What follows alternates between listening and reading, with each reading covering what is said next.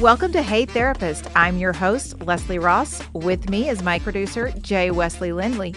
Let's get mental.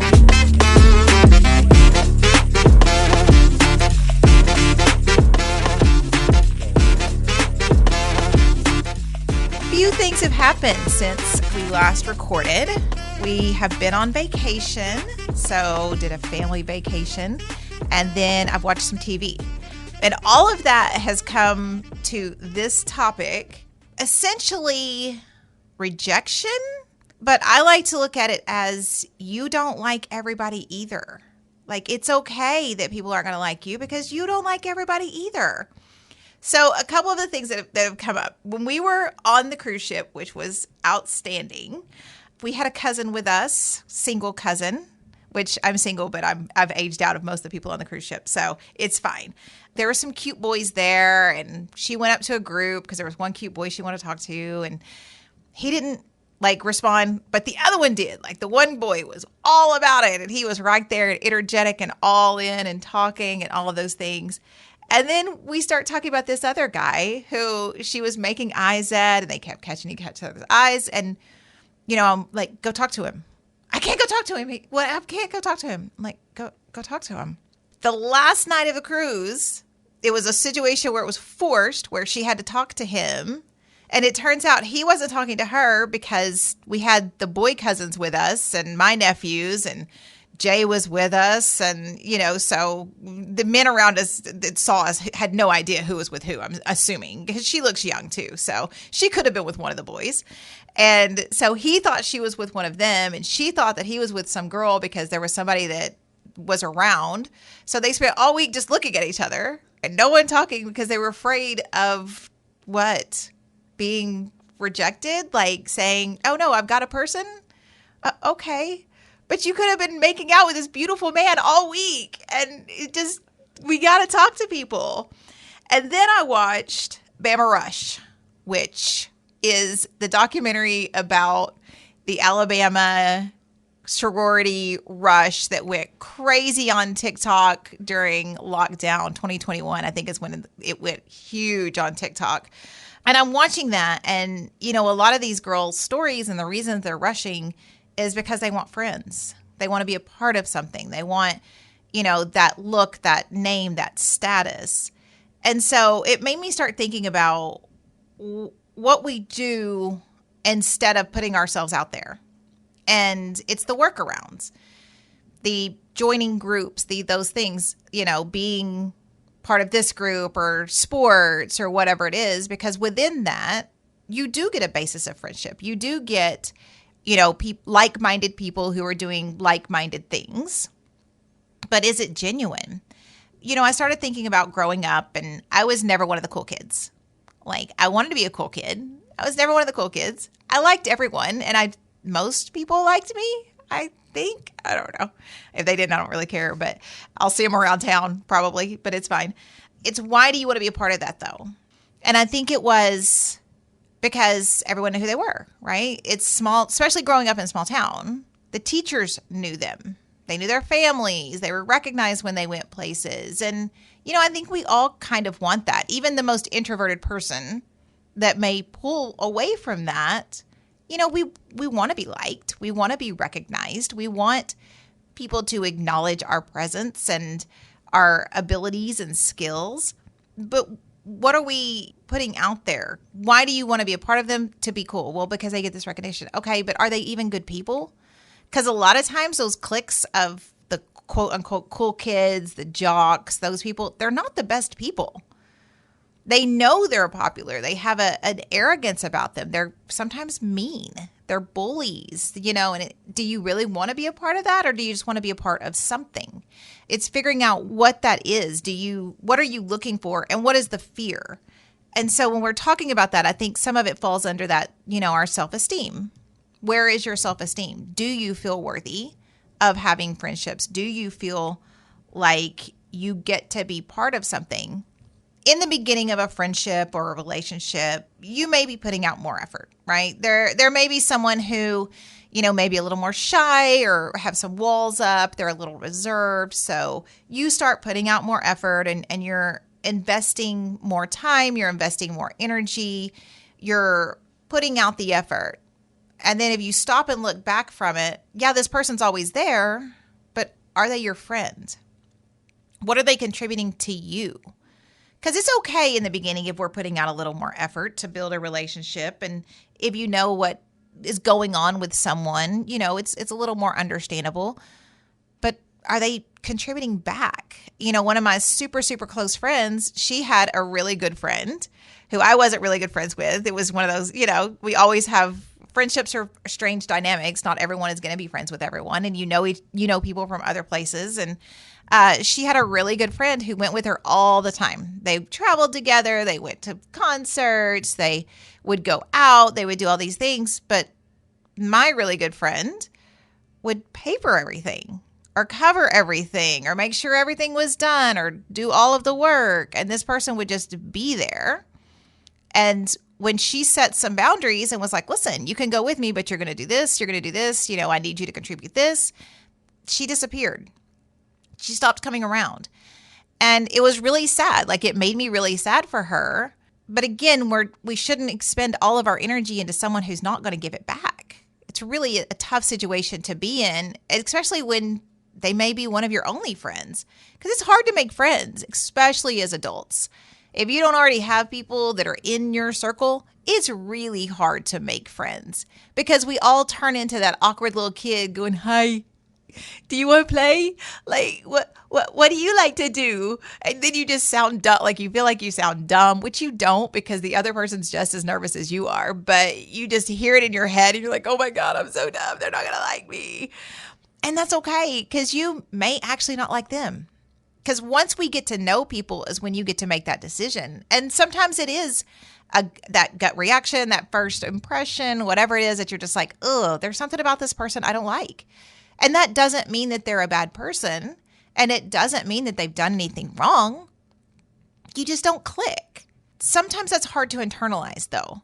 When you make the approach and someone, quote unquote, rejects you, in that they're not interested in being your friend or they're not interested in dating you or they're not interested in whatever it is, being on a project with you. Sometimes we internalize that and it's, what did I do wrong? Why don't they like me? I'm wonderful. Why don't they want to be? You probably are, but you just don't click. And it's super important to remember that. And I think I've said this before, but I'll say it again. When we get into our feels, when our feelers start feeling, step back from it and look at it from a third party. If your friend came and said, man, I was at the bar and this dude sat down next to me and I started chatting it up and he was just kind of like meh about me and he didn't like really talk to me. And, it was just, he didn't like me. I thought he was super cute though. You would be like, okay, cool. Next, like, whatever. But when it's us, we're like, oh, why don't they like me? What did I do wrong? Instead of going, okay. Because there's plenty of people that's going to approach you that you're going to be like, yeah, it's just, you're not it. Even in friendship, you're not it. Like, they can be the best person in the world, but you don't click in that way. Remember that it's not always personal. They may have something personal against you. You may not know it. You may remind them of somebody in their past. You wouldn't know that. You may chew with your mouth open. You may slurp when you drink. You may have red hair and they have a thing against that. Like, who knows what someone's preferences are? It's not a personal attack most of the time. And now there are people that are going to be mean. There are people that you may approach just to chat with, or you may approach that you are interested in romantically, and they may be mean. They may say something mean to you. Okay? But what would make someone do that? Like, how miserable their life must be that they have to be mean to a stranger. And I think about that when when you're watching, these little kids on the playground, or you see these things and they go up and they're kids and they sometimes don't know any better.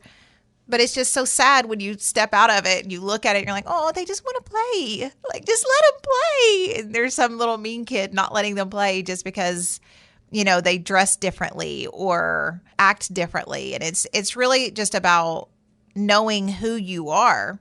And I was thinking about, other dating shows when I was watching these things, and The Bachelor and all of that, because I watch all the reality TV. I love me some trash reality TV. The Bachelor is not one that I've ever really watched much, but I'll watch Bachelor in Paradise because it crosses into more of trash reality TV. Those are your stories? Yes, my stories. I love them. When I'm watching that and I think about these girls who have been on the show, let's say on the show for a couple weeks, which means or guys, I mean, it goes both ways emotionally. They've only been on the show a couple weeks, which means they may have spent 30 minutes with this person. Maybe. And not alone either, mind you. Like, they're in these group settings. It's super emotional. It's highly intense. And then they don't get the rose.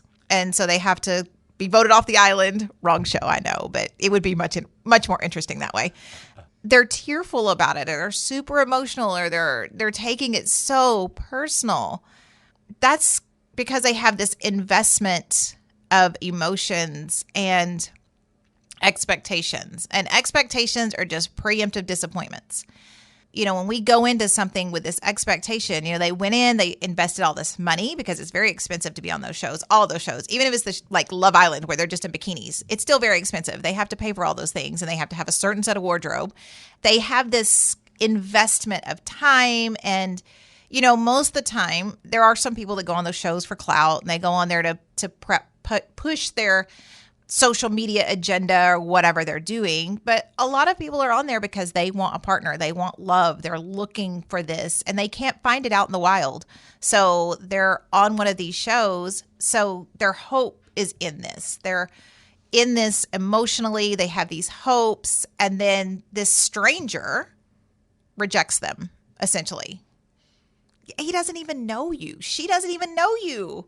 They're going off of looks, and maybe they are more attracted to someone else. That's okay too, because you wouldn't want to be with someone who wasn't attracted to you. Like, you wouldn't want someone who wouldn't pick you out of the room. You know, I was watching those shows, and because I watch a lot of them, mind you, and I just think about how upset some of these people get when they're asked to leave, or you know, when I hear about relationships ending, or someone that goes on a first date and it doesn't work out, and they're so devastated by it. It just makes me wonder what's going on within you, because you don't like everyone either. It's okay for people not to like you. So why is this upsetting you so much? Why are you feeling so frustrated by this person, again, quote unquote, rejecting you? It's because maybe you're not comfortable with yourself, and it circles all the way back to that self-esteem. What do you need to grow? Because even if you don't think that you deserve the world, which you do, even if you don't think that you deserve someone who's going to care for you fully and meet almost all your needs, because no one's going to meet all of your needs, but they're checking enough boxes that they're in the running, that they're a contender. Even if you don't think that you deserve all of that, you don't deserve to be treated poorly. And that's the part that, you know, when I was thinking about this and I was, you know, watching it, because I am very much a people watcher. And, you know, while we were on the boat, you watch the dynamics of people coming and going. There was a girl that had sat down next to us who had met someone on the first days of the cruise, and he went all in, and he was giving her attention and messaging and making sure they were spending time together. And then they hooked up, and then he ghosted her. But you can't ghost somebody on a cruise ship. Like, the cruise ships are big. You're not getting away. You're not going to not see them again. And then it's real fucking weird. So, like, just at least wait until the last few nights before you're doing anything like that. But he had invested a lot of time and got what he wanted, essentially, I'm guessing. Or something happened. We don't know the whole story. We only know her side of the story. So who knows what happened in that day. But for her, he put in the work. They had sex. He ghosted her. So she was super upset by that. But again, we got to manage our expectations, right? Like, you met someone on a cruise ship. And I know people that have met on cruise ship, or I've heard stories. I don't know anyone on a cruise ship that has met someone and fallen in love and all of those things. But I have heard stories of people that have happened to. It's pretty rare. it's a vacation romance. And if it goes anywhere from there, that would be great. Sure.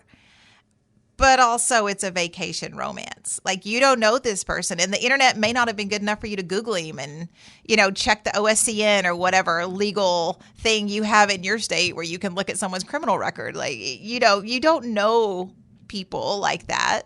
And this could be what he did. Maybe that's his game, because people do play games like that with people. And I think they're terrible humans and karma's going to get them someday. However, they still do it. And that's when you have to be mindful of, what are the red flags? What am I missing? Why am I investing my time in this and not getting what I need back? If you wouldn't let your friend be in that sort of relationship or friendship, if you wouldn't say anything to a friend, if they came and told you this story about this guy or this friend or this girl or whatever it was, and they're telling you all of these red flags are just going up, it's like a carnival's happening, and they're like, but they're a good friend or they're a good partner. Are they? Like, step out of it. And if your friend was telling you the story, the true story of what's going on with this friendship or relationship or whatever it is, and you would be like, oh, that may not be healthy. Or your mom or your kids or whoever it is, would you want your children to be in this type of relationship? And when I say relationships, I include friendships in that, because friendships are very important. And the support that you have around you and your friends is, they're the people that you lean on most of the time. They're the people that you ask questions to. They're the people that you want the feedback for. And if they're not going to be there to support and uplift you, if they're bringing you down or using you or doing those things, you have to step out of that. And that may mean being alone. But if you can't be alone, then you shouldn't be with anybody. And so it's really important to be okay with yourself. And like I said, you don't have to love yourself. It would be great if you did, and we can work on that. You should really work on that, because you should love yourself. You're not ever going to be perfect. We're not ever going to have everything. You're not going to have, all of the friends that you might want or the relationship that you want at the time. But if you love yourself, it's coming, and you're not going to settle, because I can tell you it's better to be alone and have some lonely times than be in a relationship and be alone and have lonely times. And so when you step back from that and you look at someone or you're approaching someone, one of the things I always say is, what's the worst they're going to say? No. Hey, do you want to be my friend? Do you want to hang out? Do you want to go out? Do you want to grab a drink? Do you want to go get dinner? What's the worst they can say is no? Okay, thanks. And you move on, but you put yourself out there. And if you don't put yourself out there, you may miss a lot of opportunities with relationships, with friendships, with jobs, even with coworkers. There could be some great things that come up from that. Also, again, remembering that you don't like everybody either. Like, what is the expectation that everyone is going to like you? Because you don't like everybody. You're not going to like everybody. We are all so different. There are so many different personalities out there. And I've had friends who had friends, and we all hang out together, and you're just like, oh, I can't stand that one. But you have to be there and be present and act like you're really in it, because you're friends with the center friend and they have this other friend. And I can get along with just about anybody, but I'm not going to be friends with them. I'm not going to want to go on a trip with these people. I'm not going to want to do anything because I just don't like them that much. And I think it's probably usually mutual. Like, if we're not getting along, we're not getting along. And I don't take it personally, because I'm not for everyone. Not everybody likes me. It's fine. I'm fine with it. Not everyone is going to like you, and you're not going to like everyone. And it's just important to remember that. And especially when you're, trying to put yourself out there, because I do have a lot of people who have had a lot of relationship changes in friendships and romantic relationships. And if you're not putting yourself out there, if you're not, trying because you're afraid someone might reject you, because you're afraid that someone may not like you, then you could just really be missing out. Because again, what's the worst they can say is no? I mean, they could be mean, sure, but fuck them. Like, who cares? Like, what are they to you? Nothing. They are nothing to you, and they can continue to be nothing to you. And now they're just that nothing that was mean for no reason. And that's something they have to go home and deal with. but it's just putting yourself out there and, giving it a shot. Can you unpack self-esteem issues or problems? Yeah, I think you can. It's figuring out why you have them. Are you comparing yourself to unrealistic expectations? Are you looking at, bodies that your body will never be? Are you looking at, opportunities that, someone had that you didn't? And so now that they may be accomplishing something and you may work just as hard, but you don't get the same things. And instead of looking at maybe a broken system, you look internally. And instead of looking at genetics, you develop eating disorders. And so, with that self-esteem piece, it's why does it matter to you that people don't like you? Why does it matter that you don't look like a supermodel or a bodybuilder, or you don't have whatever it is, the long hair, you don't have curly hair, you don't have, blue eyes, whatever it is, which, you can change all of that now. So, it's fine. You can be whoever you want to be in the world of plastic surgery, but also why? Why are we doing this? Like, what is your comparative? Now, if you have body modifications and it's because you wanted them, because you knew that it would help you just feel better, and when you looked in the mirror, you would like yourself more, fine. Knock yourself out. If you're doing it because you feel like you need to for other people to like you, for other people to recognize you, for other people to notice you, that's a problem.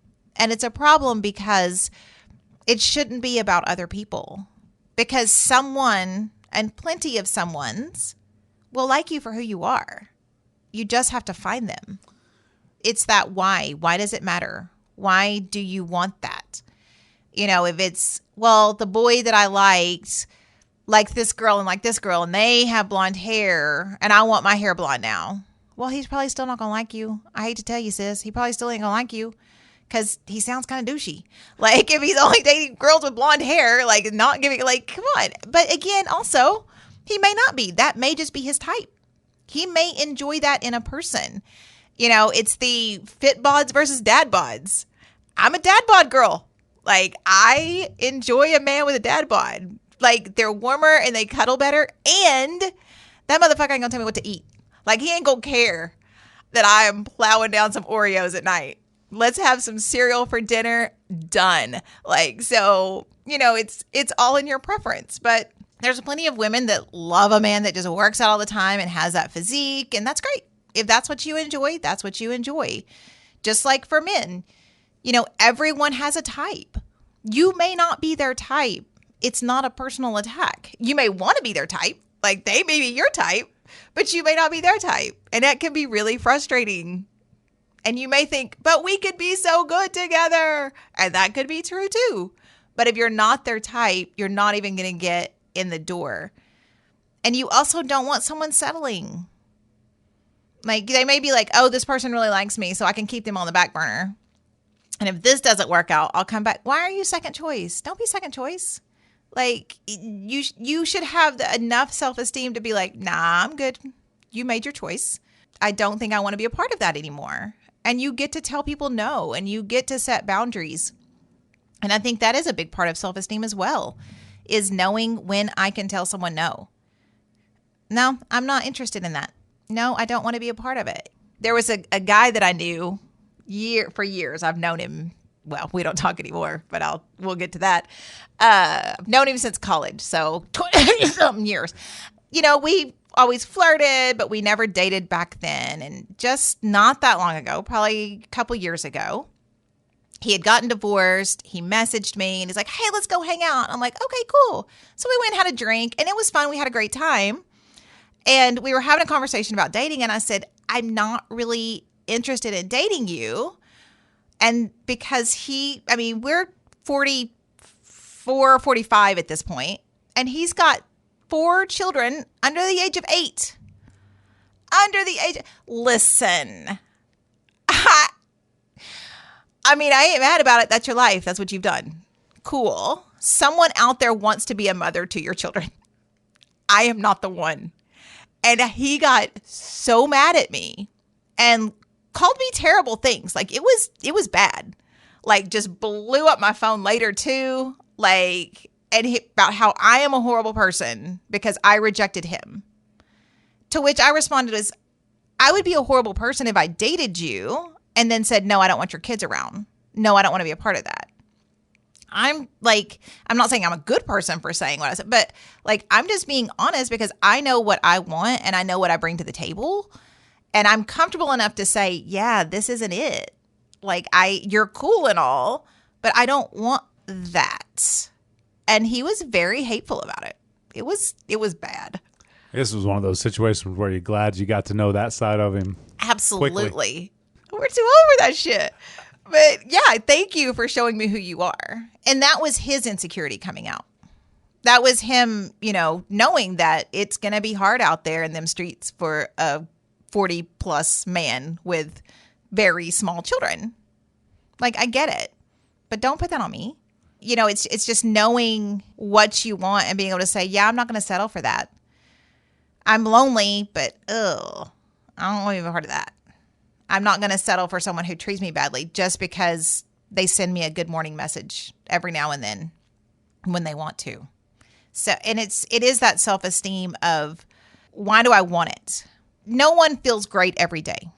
No one wakes up and pops out of bed like a Disney movie and is like, I have this perfect life and this perfect body and I love everything about my world that I live in. Nobody. No one ever does that. And if they say they do, they are lying. Lying.